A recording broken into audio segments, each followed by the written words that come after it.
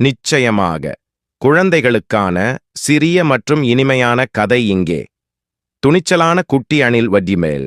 ஒரு காலத்தில் ஒரு பெரிய உயரமான கருவேல மரத்தில் நிபிள்ஸ் என்ற சிறிய அணில் இருந்தது.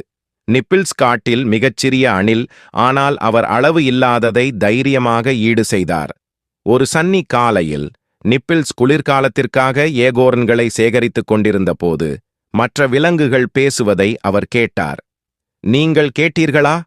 புத்திசாலி வயதான ஆந்தை சொன்னது. நதி பெருகும், காற்றில் வெள்ளம் வரக்கூடும். நிபிள்ஸின் இதயம் துடித்தது. ஆற்றில் வெள்ளம் வந்தால் தன் வீடு உட்பட பல விலங்குகளின் வீடுகள் அடித்துச் செல்லப்படும் என்பது அவருக்குத் தெரியும். அவர் ஏதாவது செய்ய வேண்டும். ஆனால் அவரைப் போன்ற ஒரு சிறிய அணில் என்ன செய்ய முடியும்? அவர் ஆற்றங்கரைக்கு ஓடி தண்ணீர் உயரமாக ஊர்ந்து செல்வதைக் கண்டார். அருகில் விழுந்த கிளை